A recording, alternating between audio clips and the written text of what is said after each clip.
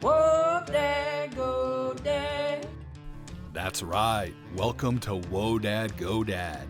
My name's Dave Momper. I'm your host. This is a fatherhood podcast for new dads and soon-to-be dads.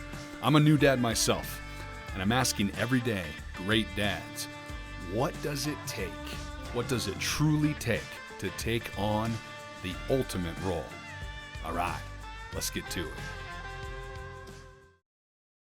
All right, Mr. Dan Gomer, welcome to Whoa Dad, Go Dad. Thanks so much for being here, Dan.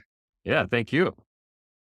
We had the good fortune of meeting through a high school friend of mine, Devin Morrison Smitty. Yeah. Years in the midst of COVID, when things were upside down and inside out. And our shared affinity was personal development, you might say. Philosophy. Yeah. Philosophy. Well, development. Yeah. Yeah. And I'm really excited to hear your story on fatherhood and your vantage on things. For the listeners, I want them to hear a little bit about your take on, or your vantage on the world, because I think it's really interesting. You started out as a school teacher early on in your career, and there's got to be some gold in that experience. And then at a certain point, something shifted and you're like, I'm going to get into real estate and build a career in real estate. So give me a quick synopsis of that little journey and that transition. And maybe how does it relate to fatherhood? Or what about fatherhood connects to Yeah. that Well, first determination? of all, I love the concept of the show. It's a complicated topic, right?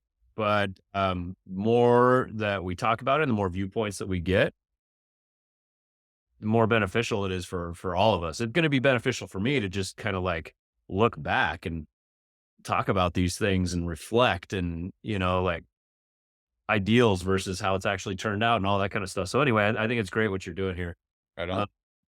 So that transition, so I wanted to be a middle school. I didn't want to be a middle school teacher. I wanted to be a teacher ever since I was in middle school. And so that was just always what I was going to do. I went to college, to UNC, which is a great teaching school, to become a teacher and, all that. Became a teacher, a middle school science teacher, 8th grade. Coached high school sports for most of that time, coached a lot of middle school sports, was really busy, couldn't pay my bills. It's a high stress environment, high expectations, low like reciprocation. I Low can say reward. that thing. Yeah. Yeah.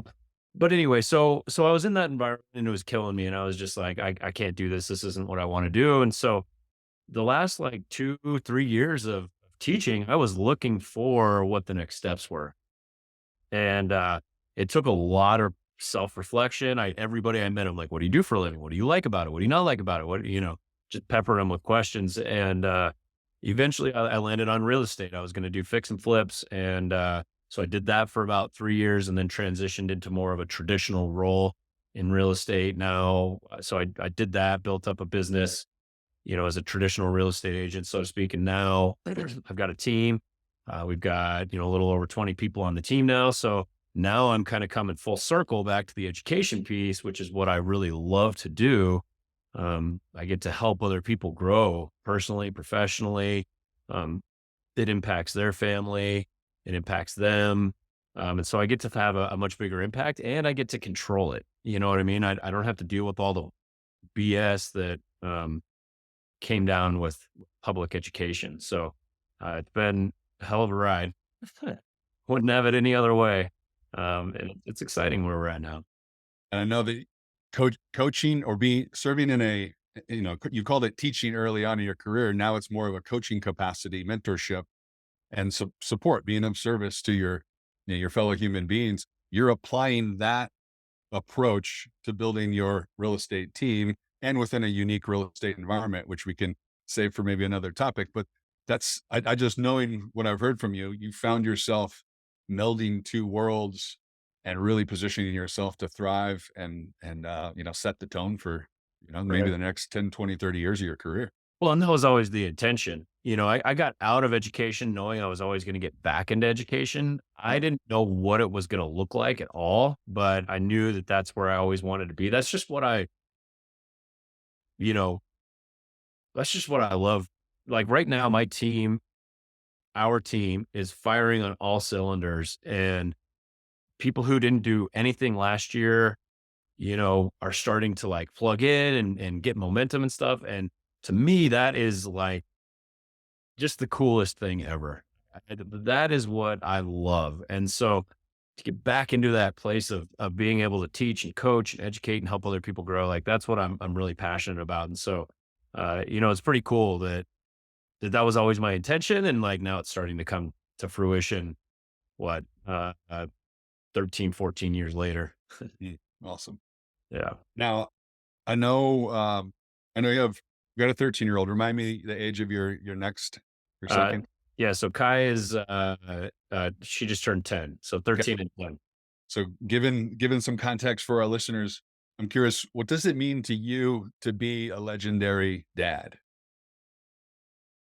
Um, well, if you ask me, which it's, yes, um, what it means to be a legendary dad in my book, like when I look at like what's my objective as a dad, um, it's that my kids have the ability to um, be self-sufficient, and not just in like the financial sense, but they have the ability to make adjustments in their life to make their life better.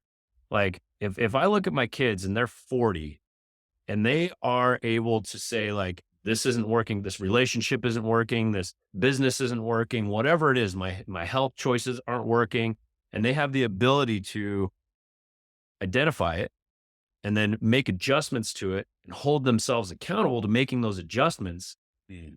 Basically they have a zest for playing with life, and they have the ability to make adjustments as they go. I don't know how you could set somebody up for success better than that, because it's impossible to know what challenges they're going to come up against, or but if they're flexible, if they can roll with the punches, so to speak, then it doesn't really matter. They'll figure it out. Yeah, I like that a lot. So Yeah. to be a legendary father for Mr. Gomer here, equip your kids to be self-sufficient, self-reliant, aware of who they are, courageous enough to make those adjustments, and the dexterity to to modify is that largely it reminds me of the growth mindset Yeah. versus the fixed mindset, right? Just truly being adaptable to your environment and resilient, perhaps, and Yeah. maybe not resourced but resourceful, Right. and then who knows, because one day we're not going to be around for our kids. Are they equipped with not necessarily all of the tangible tools, but the internal ethos and mindset to embark on any journey they want to go on. So I'm Exactly. with you. Yeah. Yeah. Self-reflective, self-aware, um, hold themselves accountable, all of those kinds of things, that's exactly right. If they have the right mindset, then they can weather any storm. I'm not going to be here forever. I don't want them to be dependent on me. I don't want them to come to me and be like, Dad, give me advice. I don't mind giving them advice, but I don't want them to be dependent on what I'm telling them to do. Mhm. I want them to watch me and go learn through my actions of how I work through challenging problems. Like there's tons of them, we all run into them every day, but I want them to be able to watch and model what I'm doing so that they can apply it to their own life. And, a lot of this comes from, my time as a teacher. Like that was, for me, that was a giant social experiment. And I was really aware of that. Like I consciously was like observing parents and their kids and how their kids showed up, what their skill sets were, what their personalities were, how did they treat other students, were they happy, were they stressed out, like, and I would kind of like look at look at the spectrum of kids, and then I would meet their parents for parent teacher conferences, or when I was coaching basketball or football or whatever I was coaching, that's an even better opportunity. You see how the parents interact with the kids, how they speak to them, how they direct them. Do they have to, hold their hand to the fire to get them to do anything? Or do they just say, hey, listen, son, daughter, just go over there because I'm telling you to do it. And they go, okay. I'm like, okay, what's happening here? Like, how come this parent can just like go do this? And the kid's like, okay, great. And so I got to observe all of those different interactions with people. And I started to kind of distill down some of the traits that these parents had. And then I quit teaching right about the time that my son was born 13 years ago. And, and so then I got to apply them. I left education and I got to actually apply it. And it's been a really interesting journey. What are some of those lessons, by the way? I mean, did you see key attributes that you would categorize? Like, hey, here's are the top three things I think if parents, um, if they embody A, B, and C, and then even provide A, B, or X, Y, and Z to their kids, like that's the magic combination. And by the way, answer that. But I love that you were an eighth grade science teacher, almost looking at everything as an experiment. Yeah. Very, very, very sciencey of you. But what Right. was your takeaway if you were to summarize a synopsis for us? That's a loaded question. So one of the biggest points of confusion that I think I saw was, and we all grew up with the friend whose parents were their best friends, right? And I always saw that as being problematic when I was younger. But when I was a teacher and I saw that, I really saw the detrimental effects of that. Mm. So I get the idea of wanting to have a relationship with your kids, but where it gets detrimental is where we treat them as equals.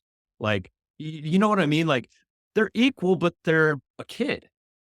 They need our leadership. They need our guidance. They need us to tell them what to do. They want boundaries. They want parameters. They want to understand what the world is all about. And when we're their buddy and we're like, hey, you're just like a tiny adult. And so you can do whatever you want. And we're homies and whatever. They don't have the parameters. And it becomes really detrimental to their mental, emotional growth. So that was one of the biggest like downfalls that I saw. So then the flip side of that is the parents who treat their kids with absolute respect. So I'm the parent, you're the kid. I have the wisdom, you don't. It's my job to teach you. You need to listen, but you're a human being. You're your own person. I respect you. That those were the most valuable relationships that I saw. The way that they communicated was they were very clear about expectations and they held them to those expectations. when um, when they told them that they needed to do something, they could explain why. It wasn't just like go clean your room. Well, I don't want to clean my room. Well, you're going to do it because I told you to. You know what I mean? It's like, well, you need to clean your room because it teaches you responsibility or whatever it is, right? They could explain why they were asking their kids to do things. And there was a consistency. So one of the other problems that I saw was there's this kid, they're not getting anything done in school, they're falling behind, they're having whatever, all these problems, right? And then the parent comes in, we haven't heard from them the entire year, and they come in and they sit down and at the conference, they start berating their kid. Oh, I can't believe you're doing this. And what's wrong with you? You should be doing this. And you should be, I am so sorry. I'm so sorry, Mr. Gomer. He should be doing it's like, where the hell have you been for the last 9 months? You can't fix the problem in 30 seconds, right? It's consistency. And so the best parents that I saw really, really, really consistent. They weren't helicopter. They weren't always there, but they were very consistent in the way they communicated, in the standards that they held their kids to. They told them why that they were telling them to do these things so that the kid saw that the parent had their best interests in mind. Like that's huge. Like the kid has to see that I have their interest in mind. And if they see that, then like I said, they'll run through a wall for me. And so th- those were some of the big things that I saw. Um, there was another one, and it'll probably come back to me here in a little bit, but I lost it.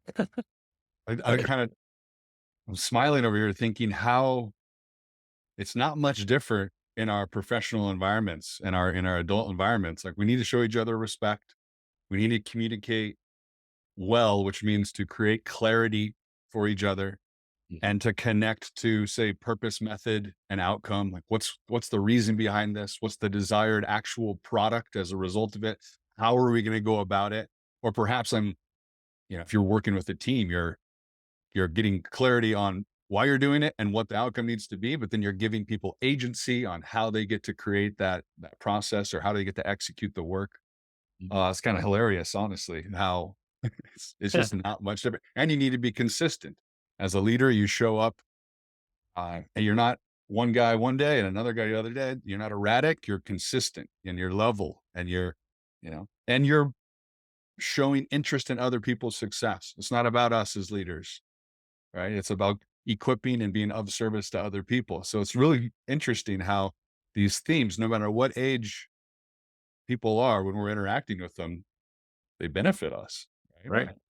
Tell me this though. I'm thinking like, well, you've got your 13-year-old right now, and you told me as we were preparing a little anecdote story. I want to get to that in a moment, but what does it really sound like to communicate with a 3 to 5-year-old in Yeah. those ways? Was there like, was there what's the nature of that conversation? How does that go? And then contrast that to once they begin developing some agency and taking on some personal responsibility and seeing the grander picture of the world, that it probably changes a bit. But what did it sound like early on to accomplish those things? Yeah. It's hard when they're that young. I mean, we talked about at the beginning of this that I'm not a big baby person. I like uh, being able to communicate on a higher level.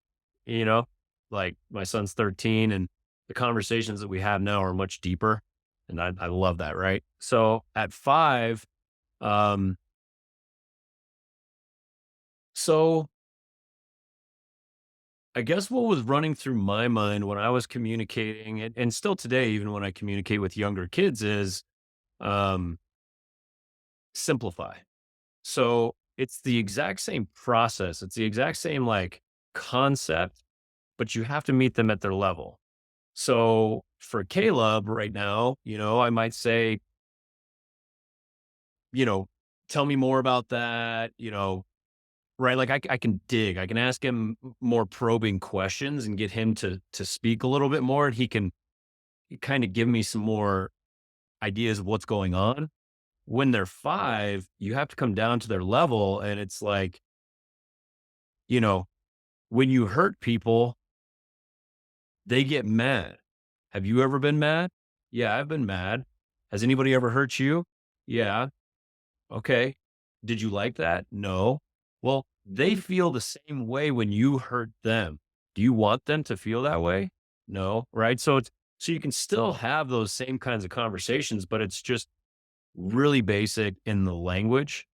And so I just remember talking to my kids when they're younger and just like, if I'm talking and they're like, you can just tell it's not landing. What I would always go back to is like, okay, simplify, simplify, simplify. What's the concept I want them to get here?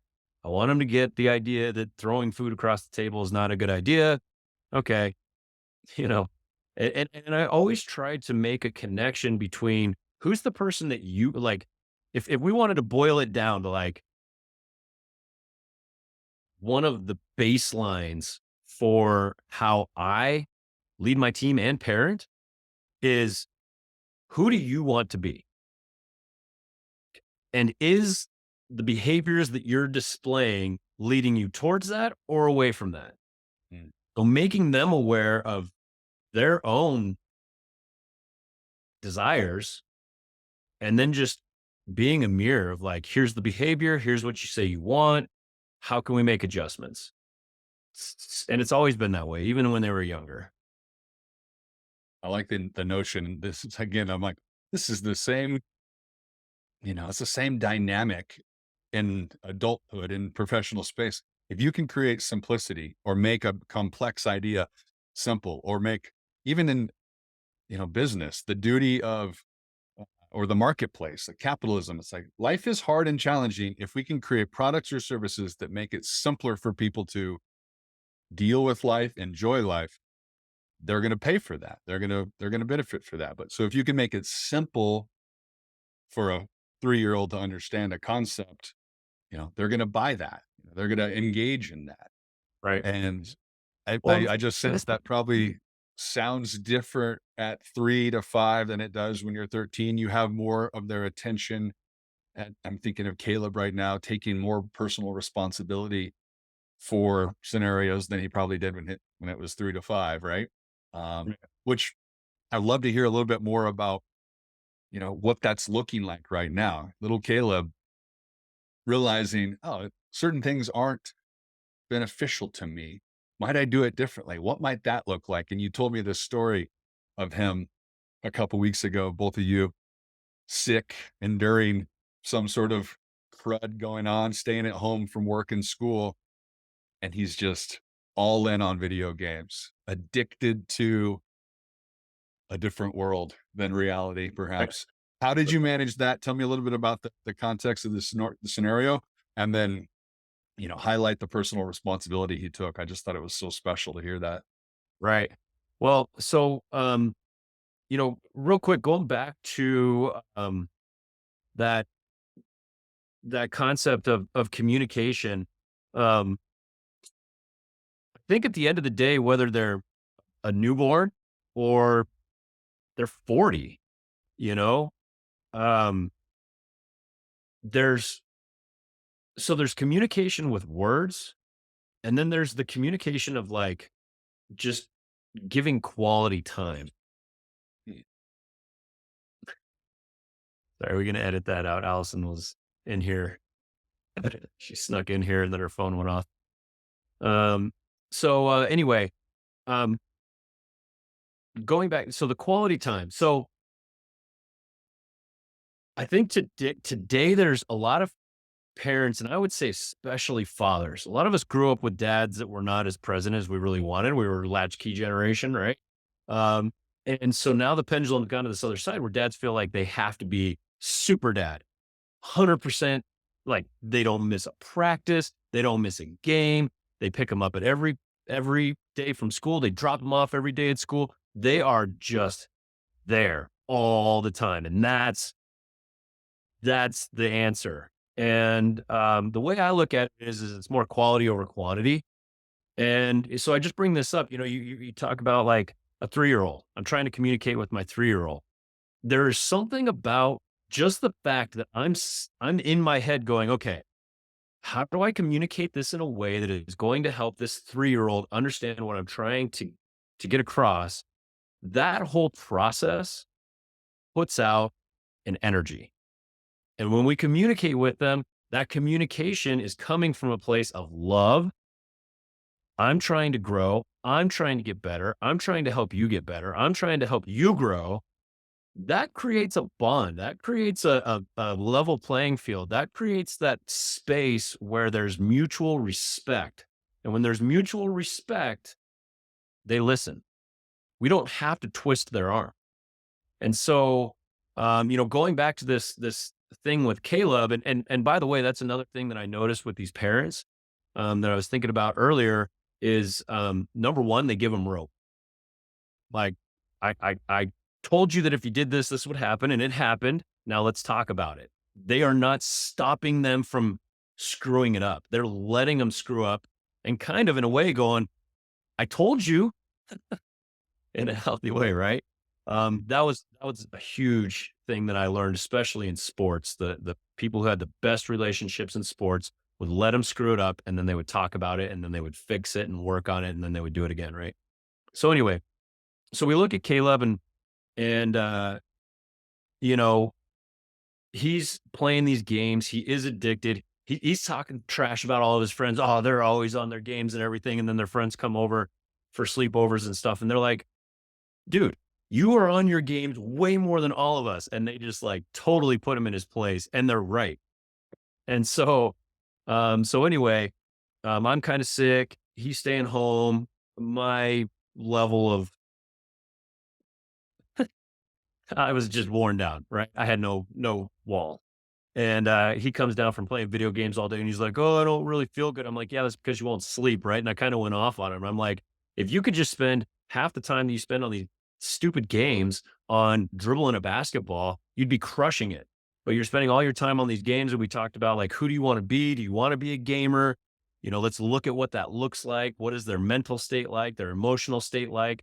They live in a dark room and do they look happy?" And he's like, "No, I don't want that life." And I'm like, "Yes, you do. Like, that's exactly what you were creating for you. Tell me you don't want it, but here you are 6 hours down the line creating that for yourself. That's what you want." And so, so we kind of had a big, conversation about this, and I challenged him. I said, "Listen, play less games and dedicate that time to some other hobbies." And we listed 40 different hobbies that he could pick up. And he was like, "Okay." So the next day rolls around. He's on his game. He went to school that day. He comes home, immediately goes up there, starts playing his games. I get done with my work and stuff, and I go up there and I'm like, "How long you been on your games?" "Oh, like an hour, Dad." I'm like, "What time did you get on?" He tells me the time, and I'm like, "That was 2.5 hours ago, right?" He's like, "What?" Like, "Yeah, dude, you've been on your games for over twice as long as you thought you were. What do you want to create for yourself? You want to be a gamer. Like, you said you don't want this, but your actions are speaking differently." Mm. And I told him, I straight up said, I said, "Listen, I have the ability to take your games away and force your hand, to not do this anymore." And I said, "I will not do that. I'm not going to take your games away. This is your work. This is your responsibility. So, you create the life that you want. Right now, you're creating a life of a gamer. This is your call, man." And I stepped aside. He comes down like 20 minutes later. He's like, "Dad, I disconnected my computer. I put it in your room on the floor." He's like, "I'm not playing games for 2 weeks." And I'm like thinking in my head, I'm like, "Holy shit, he grounded himself," Mm. you know? Um, and it all stems from, I think that he truly believes that I have his best interests in mind because I'm trying to get this concept.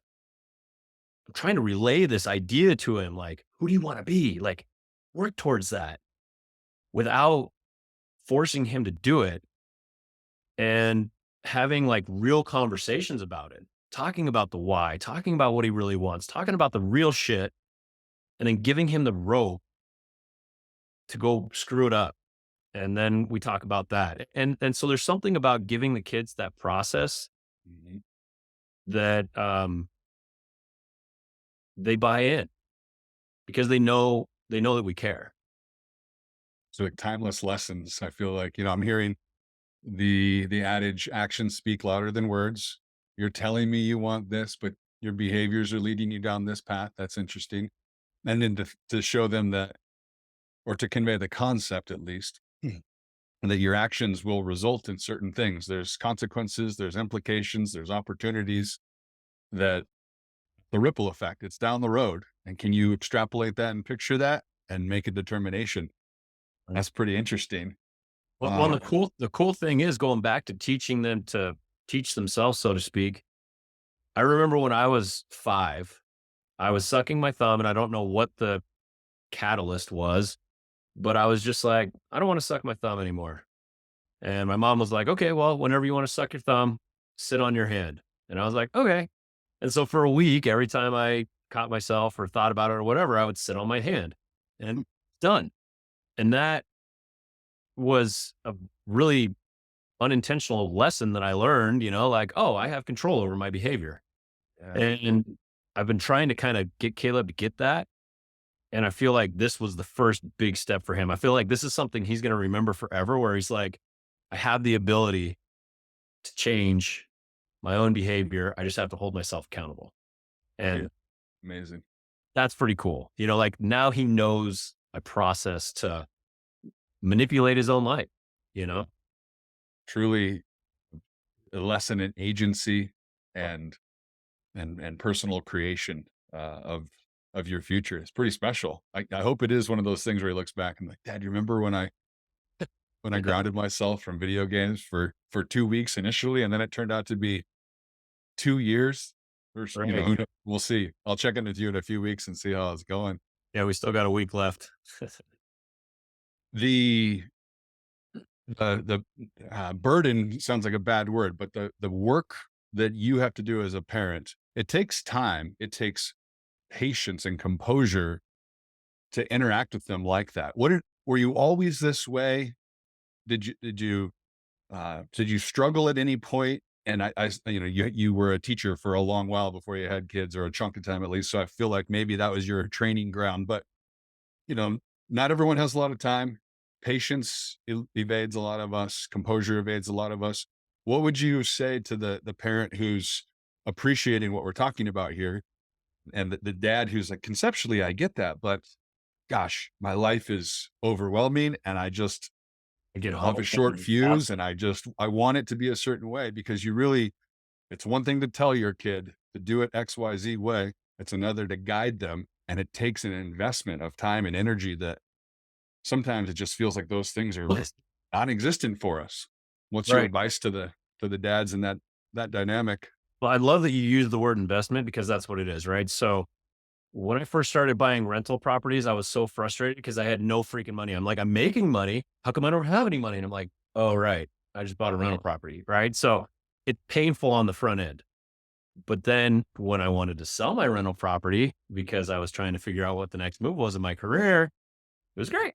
So it's that initial investment of yeah, it's hard in the front end, but I feel like this experience specifically stacks on top of a bunch of other things like this to where when he's 16 and we're running into real problems, right? Um, I can he'll come to me and ask for my advice. And when I say, "Hey, this is important, listen to me," and I give him advice, it's so much easier. So much easier. Like that's when things get really hard. But Mhm. if the kid respects the adult, whether it's a teacher or a parent or whatever, it's easy. They want parameters, they want boundaries, they want advice, they want people to pour into them. Mhm. But they just need to know that that person cares about them and their best interests, not mine. I'm not telling you to shut up because I need quiet time. I'm telling you to shut up because when you do that kind of stuff, it's annoying to everybody, and you say you want to be friends with people, right? So it's a difference, just in that. In the body. Um, yeah, yeah, exactly, exactly. And here's the other thing. Like everybody, I'm far from perfect, right? So there's certain times and aspects where my strategy, that kind of how I view parenting, works really well. And then there's other times where it's terrible. My daughter, right? My daughter's much more emotional than my son. And I have had many times like getting her to eat food. She's really picky, drives me crazy. And I have to lean on my wife, Allison, to help guide me and like bring me back to the reality and perspective, and it'll be okay. And like she brings a whole new set of skills to the table that rounds off all of the rough edges that I have. Because if I was a single dad, man, there's a really good possibility I would be too overbearing, or they just wouldn't get those soft edges that Allison brings to the table. So I'm very blessed to have her, but let's say you're a single dad. You don't have that opportunity. So what other resources do you have? Do you have a brother, a sister, a mom, a friend, anybody who can help round those edges off? Mm. And at the end of the day, I think if we're just honestly working on ourselves and getting better every single day, we'll get better and better at it. Um, and we can't screw it up, quite frankly, as long as we're working on ourselves, we can't screw it up. But, I think your question was, how do we, how do we maintain, how do we continue to do these things, maintain consistency when we're exhausted, we're stressed, we're, all of these things. And we just want to be like, everybody just shut up for a minute. How do we maintain our composure? Um, well, first of all, that's not realistic. Sometimes we're going to blow up. Um, and when that happens, I think it comes down to admitting our faults. This is what I could have done differently. This is what I could have done better. And I'm going to do it next time. And then holding ourselves accountable. Um, I think the other part is coming back to the why. Why do we care? There's a lot of parents out there who could give two shits about how well they raise their kids. They just want to get them out of the house. So why do you care about being a good parent? Why do you care about being a good father? And if we can connect with why it's important for us, at least for me, that helps me find the energy, the motivation that I need to like check myself. Like, wait, I said I wasn't going to blow up like this. Let me take a time out, come back, try this again. But it's not easy. It's not easy. But if we know why we're doing it, it's worth it. At least for me, right? And not everyone who's a parent will find this conversation intriguing because they're not necessarily holding the role in the regard we are. And, this is my exploration of taking on the ultimate role. And there's a lot of roles we play. I'm a brother, I'm a son, I'm now a husband, I'm a professional, I'm a coach, I'm a colleague, I'm a friend, I'm all these different roles. And yet I'm thinking of fatherhood as truly the ultimate role, to set them up for success, equip them to be independent and capable and to be kind and loving and all that. It's like, holy smokes, that is a lot, but it's also the most worthy thing in the world. So I'm labeling fatherhood as the ultimate role. So whether that's the right language or not, honoring the role is almost, I feel like, part of the equation, and say, well, that role is significant. If not the most significant, it's on the top of the list. Absolutely. And I love how you're, just say that you're a work in progress. You're constantly working on yourself. That requires a degree of self-awareness that, if you don't have self-awareness, you're probably not working on yourself. Or if you're not working on yourself, you probably don't have self-awareness. And showcasing that awareness is part of the game too. I just love these notions of having a struggle with your kid or kids, not necessarily operating the way you want to, and then taking ownership of that. And having, even with a young kid, having a conversation and be like, you know what? Your dad wasn't as patient and kind as I want to be. And I'm disappointed in myself, but I'm committed to being better next time. This is what And it's I want all you to know about. that, Yep. you And, know, and and when you do that, this was something that I learned when I was a teacher, that I, as a teacher interacting with middle school kids, was early on, I wanted to have all the answers. Then I learned, oh yeah, I don't have to have all the answers. I can Mhm. actually say, I don't know that, but I'm going to find out for you. Same thing with being a dad. Don't have to be perfect. We do not have to always keep our cool. Like sometimes I go off on I mean, it's not like terrible, right? Like, but like as I see it, kind of go off, right? Like come unhinged a little bit. And as I'm doing it, I'm like, okay, this is over the top. And so sometimes I'll dial it back. And other times I'm like, no, fuck that. Like, oh, sorry. I don't know if I can cuss on here. Let her rip. um, I'm like, no, I want this to be abrasive. I want them to be like, whoa, whoa, whoa, whoa, whoa, what's going on here? Right. And so, and I know that I'm going to have to come back and apologize for it later, but sometimes I continue to push through it. The point is that we don't have to do it right. So I think some of the best learning opportunities I had as a teacher and as a father has been when I look at my own behavior and I analyze it with them. Listen, this is why I got so mad. This is why I flew off the handle. This is how I acted. In retrospect, I probably could have done it this way because this is the kind of person that I want to be. So I'm sorry. I'm going to do it better. And here's the expectation for you moving forward. And so then it becomes a symbiotic relationship where it's like, you have a role here too. I have a role here. And so not only does it bring us together in that symbiotic relationship, we both have stuff to work on, but then they look at me and then they're going to be watching, by the way. Right. So the key component here is do it better next time, not perfect, do it better next time. Mm. And, and then they go, oh, that's how that works.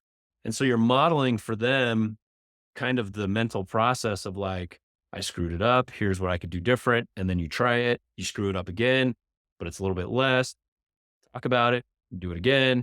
And then they kind of see what that process looks like. So then they start to model it, you know?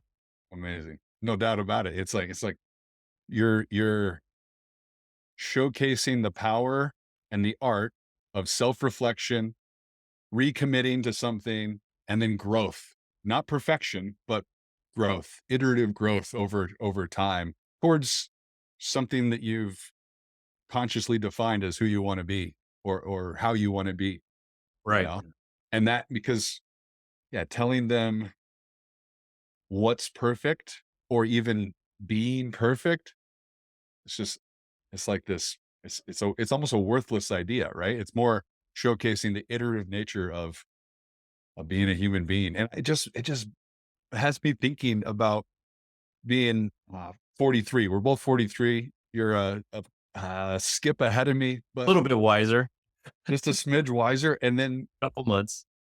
have you in our 40s now going, what's it like to be an adult in our 40s? It has me realizing when I was 12, my dad was 40 when I was 12. Uh, I never thought of my dad as a work in progress or my parents as striving to become more than they were, right? And yet that's what they were up to. They weren't perfect either. They were iterating on themselves. And I don't know if my parents were as explicit about professional development or personal development as say maybe you are. It's our arena a bit.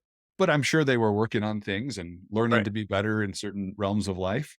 And I never realized that until I got old enough to be 40 and feel like, oh, I should have it all sorted out. I should know all the answers. I should have all the answers. And yet I don't. Interesting. And it just gave me a new appreciation for my parents. And I Absolutely. wonder if our kids realize that we too are works in progress, unless we show them, unless we tell them, unless we, you know, make that explicit. And that's why I do that. It's very intentional, you know? I want them to know that I'm a misfit. It's just like all of it. Like, I'm just trying to figure this out. I don't know what the hell I'm doing. I wake up every day and I'm like, okay, let's figure out what the hell's going on today. You know, I mean, it's just part of the process. Yeah. And I think that's another thing that we haven't talked about is like the realness of it. You know, like if I'm being real about my role as a father, how involved do I need to be? I feel like this is a big concept right now is like I feel like there's a lot of overparenting going on right now. The pendulum went from latchkey kid to like overparent. Just we have to give them every advantage and be involved 100% of the time, right? And so I look at my role a lot and I analyze that, like how involved do I need to be? And if I'm being true to who I am as a person, I don't want to be that involved. Mm, It's not appealing to me.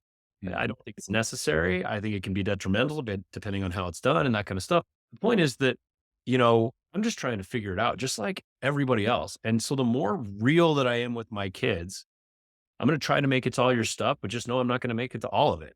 Setting that expectation, being real. I'm frustrated about this. I'm working on this. Like they know my goal for my business. They mm, don't know details, but they know what my goals are. mm. They That's awesome. know like they'll come to me and be like, "You look stressed. Like, are you doing okay?" Right? Uh, Which is kind of cool, but it's because I know that it's because I'm not afraid to tell them what's going on. My dad didn't tell me anything. I knew nothing about him, nothing mm, about his life or how he operated, other than what I could kind of glean from my limited experiences with him. Um, And that sucked. And so now as a dad, I'm like, I want my kids, I don't want them to be 40 before they finally look and go, oh, my dad was just a human being. I want them to know right now that I'm a human. I screw it up. I make mistakes. I don't know what the hell I'm doing. I'm trying my best. Let's learn together. Like I want them to know that. And that realness, I think, also brings that connection. Where when I screw up and I apologize, they're like, oh, yeah, I get it. Okay, cool. And it makes them more prone to reflect, you know? And to see that you're fallible, they're fallible, and yet redeemable, you might say, and in pursuit of something bigger and a work in progress. I feel like I was just struck as you were saying that the one thing they really, really, really need more than anything, I suspect. Let me know if you want to edit this or modify this, though. What they do need to know for sure is that they can count on you, like that you're dependable, that you've got their back, right? Everything else is messy, but if they feel like that you're dependable and you've got their back, the rest is going to work itself out. It feels like. Am I on to something there, or what's? Oh, absolutely. Absolutely. I look back to my days as a eighth grade teacher, right? And every time I tell people I taught eighth grade, they're like, oh, bless your heart, like, oh, those kids are horrible. I'm like, not really. The kids were actually pretty cool. What I discovered as a teacher was when I genuinely cared about them as people and I put their best interests first, once again, they would walk through a wall for me. Like there was days that I showed up, let's be honest, I was 25, 26 when I was teaching eighth grade. I showed up hungover sometimes. Don't shoot. You know, but and so there was days, and there was also days where I was just sick or didn't feel good or tired or whatever. And on those days, I could walk into a class of 36 eighth graders and be like, listen, today's not the day. Don't mess with me. Like, let's just have a quiet day. I'm not feeling good.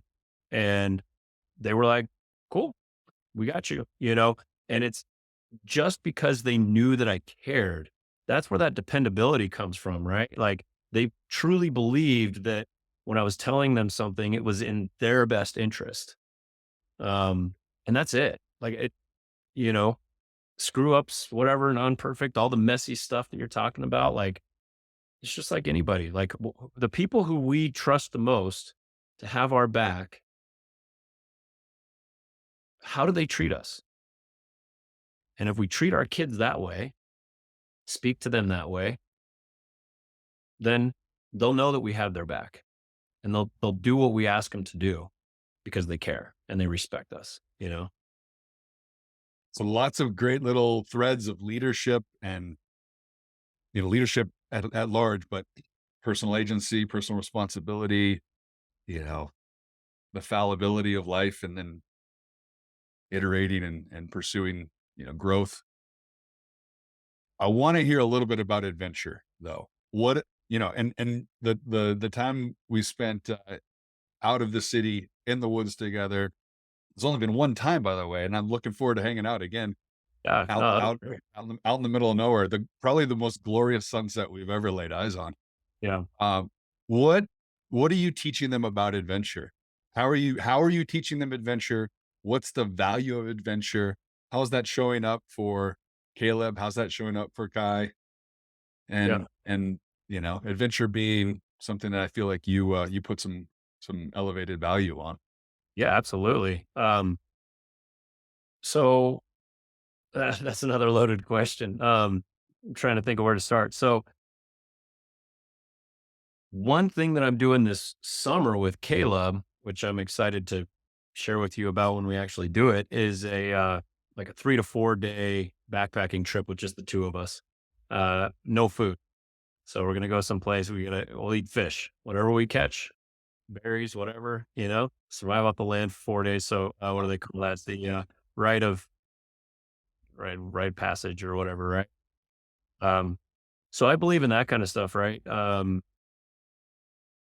But oh man, Costa Rica, talk about an adventure. We spent Right. almost 6 weeks in Costa Rica as a family in a rundown hotel that had hot water in one room, is half renovated. Um, oh, it was so awesome. It was just the four of us, just making it work. And talk about an adventure. Oh my gosh, that brought us so close. Um, because there was no escaping it. There was no escaping the uncomfortability of it. There's no Walmart. There's no snacky snacks. Like you just you rice and bread and fresh fish that was caught that day. So good. And fresh fruit, and that's what you ate. Um, anyway, so you look at something like that and the value of that adventure, um, it's invaluable to put yourself into a position where you can't escape and it's really uncomfortable and you have to lean on each other to survive it. Um, man, one of the greatest experiences of my life, you know, so how can you do that as a family? Like, it's part of the reason why we love camping. It's a little uncomfortable. It's kind of fun. You get to hang out with each other. Um, and, I could go on and on about different kinds of adventures. You talk about sports and athletics. That's a whole nother rabbit hole. All sorts of stuff. But at the end of I went skiing with my daughter yesterday, just the two of us. Like, that was an amazing experience, right? So just quality over quantity, right? When you talk about adventure, I feel like that's like densely quality, you know? Um, I may not be as engaged as some parents with my daughter in terms of time, but when I'm with her, it's high quality. And I feel like adventures create that opportunity to really do that. Yeah, that depth. Yeah, Yeah. I'm just thinking about, teaching our kiddos to pursue adventure and then also to embrace the grand adventure and to almost think of hardship as adventure and, these unique experiences as adventure and to look for the exciting unknowns within, the Right. turmoil of a Costa Rican rundown hotel. And That was our exact conversation. We're on an adventure. Like whenever somebody would kind of like start to fade, it's like, listen, we're on an adventure. Come on. yeah, We're it is what it is, and it like so that was a common talking point. beautiful. All right, with our time in mind, final big thought, and then, part two. One of these days is coming, by the way. Sounds Couple good. bi- couple big themes to explore when we get back together. But I want you to picture a time in the future where Caleb and Kai are sharing with the next generation of Gomers stories of Mr. Dan Gomer. What are the three things you hope you're known for when your kids describe you 20, 30, 40 years from now Mm. and they're telling tales of their father? Uh, I I want them to say I want them to speak fondly of our time together simply because um I was so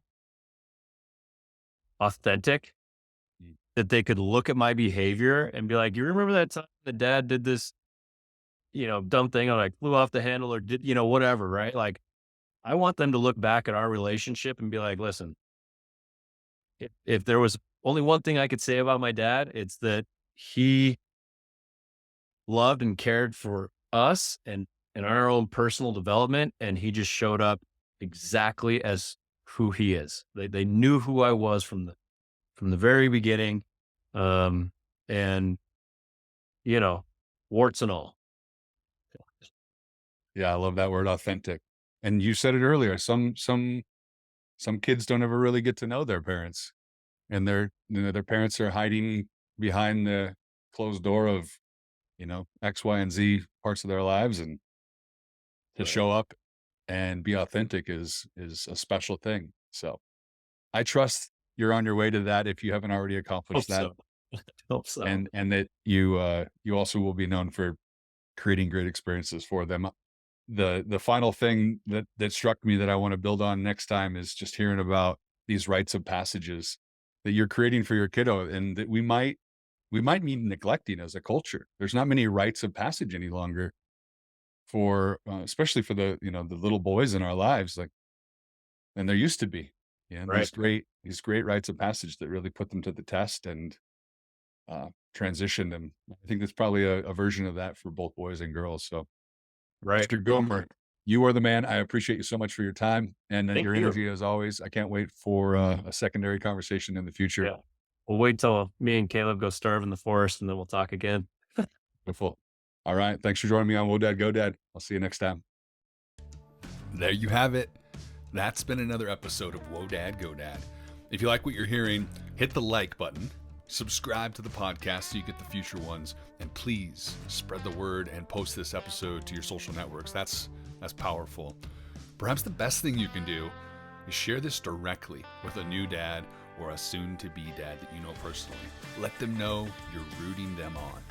And indeed, drop a comment and be really a part of this dialogue on fatherhood with me. Let me know in the comments a question you want me to ask other dads, or just some feedback. How does this sound to you? What's helpful?